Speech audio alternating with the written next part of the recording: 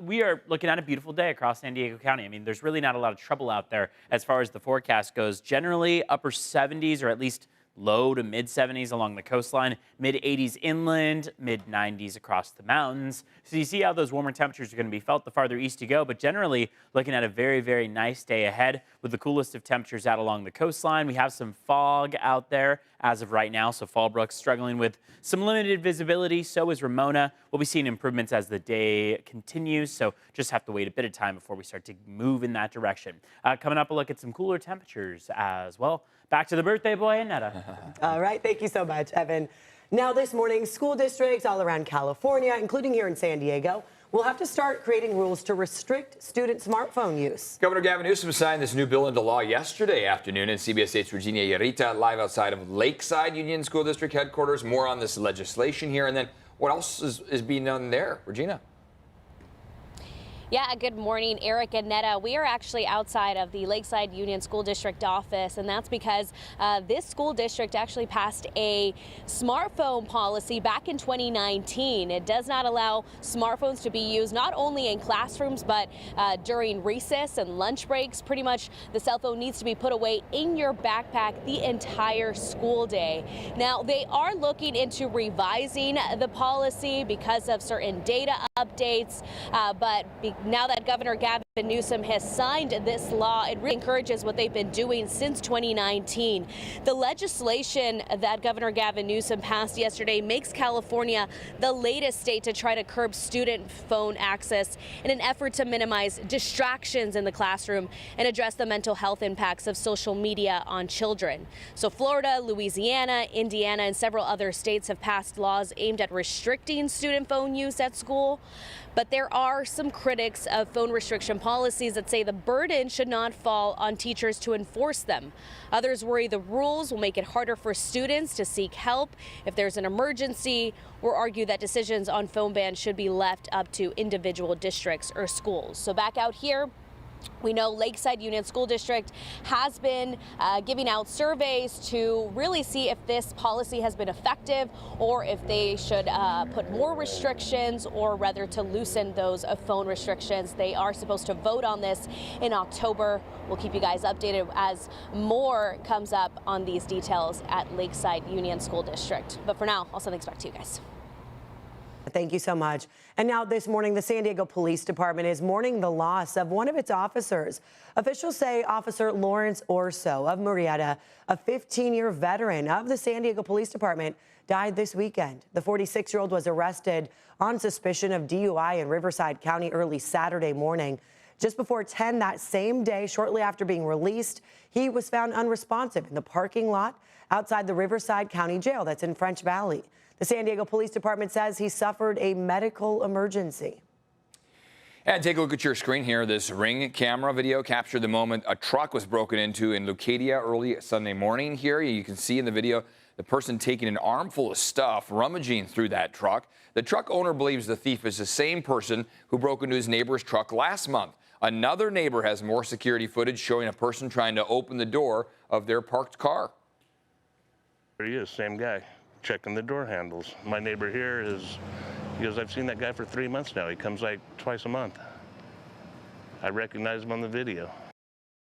Tools were stolen from both trucks, which will cost the owner more than $1,000 to replace. Heightened security in New York this morning. Right now, President Biden is preparing to speak ahead of the United Nations General Assembly. World leaders are in the Big Apple to discuss global matters, including rising sea levels and combating the threat of antimicrobial resistance to global health. This comes as tensions and conflicts are rising in the Middle East, where both Israeli and Hezbollah bombing attacks have intensified over the past few days. U.S. officials have been calling for a de-escalation for months now and will continue to do so at the summit. Our message is, let us get to a cessation of hostilities in Gaza, and that will hopefully bring an end to all of this. In his address, President Biden is expected to highlight America's role in defending Ukraine and the ongoing efforts to strike a ceasefire deal. Ukrainian President Volodymyr Zelensky is also expected to speak today at the UN Security Council's special meeting on Ukraine this afternoon. Today, the County Board of Supervisors is voting on a major partnership with UC San Diego Health to expand the region's behavioral health beds. Supervisors Tara Lawson-Remer and Monica Montgomery-Stepp will be there. The county says if approved, the new partnership will lead to the creation of a new psychiatric inpatient facility and crisis stabilization unit at UC San Diego's East Campus Medical Center. This comes as the city of San Diego has declared a crisis over the shortage of behavioral health beds. Also today, the San Diego City Council getting an update on the city's short-term plan for homelessness. The city has added more than 930 beds in this past year. The current shelter bed count is now at just more than 2,500. But the most recent point-in-time count shows roughly 3,000 people remain unsheltered. By the end of the year, the city is anticipating the loss of about 650 beds due to expiring permits and redevelopments of shelters. Right now, the city is working to find properties to fill those beds. The update will be heard at Council's 2 p.m. session. San Diego City Council will get an update today on the city's progress of meeting housing needs. City staff presenting their annual 2024 report on homes. The report finds that the city approved about 9,700 permits for new homes in 2023. 27% of them are affordable homes. Downtown, College Area, and Kearny Mesa were the top 3 communities for building permits. Nearly 75% of all new homes were multifamily. Accessory dwelling units, or ADUs, accounted for about 20% of new homes. The city says more affordable housing is needed in low-income areas. And the time right now, 6:09, and starting off this birthday with some good weather. I tell you, my birthday falling just a couple days after fall starts. Yeah. This time of year is my absolute favorite. It's a good time. Warm days, these cool nights, love it. So comfortable out there. I mean, temperatures in the afternoon downtown have been in the 70s every day over the last 2 weeks, like mid-70s. Yeah. Very nice range to be in, very comfortable range to be in. One impact that you might notice this morning is fog. So that just means that you should typically reduce your speeds a bit on the freeway.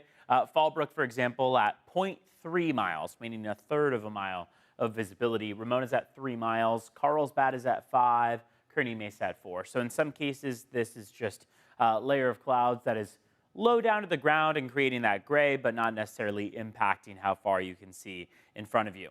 Current temperatures out the door are in the 60s from San Diego all the way up through Santa Barbara. You get north of Santa Barbara, and you've got some 50s out there. San Luis Obispo at 56. Bakersfield at 72. Palm Springs is at 84 right now.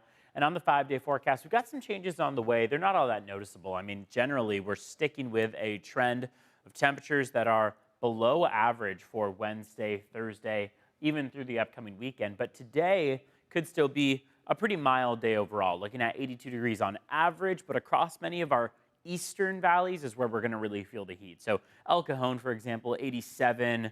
Ramona's still going for the 90s along with Campo. It's the western valleys that'll trend mostly in the lower 80s, and then maybe even the 70s for Wednesday and Thursday before Friday and Saturday show a very minor warm-up. But you see that difference, right?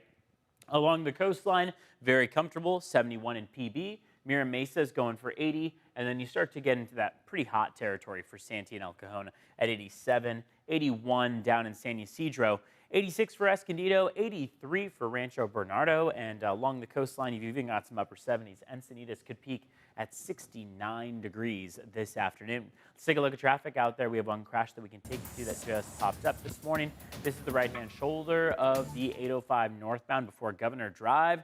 No major backups right now because volume is still rather light, so we'll keep an eye on this and let you know how the morning changes. Let's take a look at your border wait times out there, where it's a 125-minute wait at the San Ysidro Port of Entry. That is much slower than yesterday. Otay Mesa Port of Entry is going to be much faster. It'll only take you about 50 minutes to get across the Otay Mesa Port of Entry. Back to you.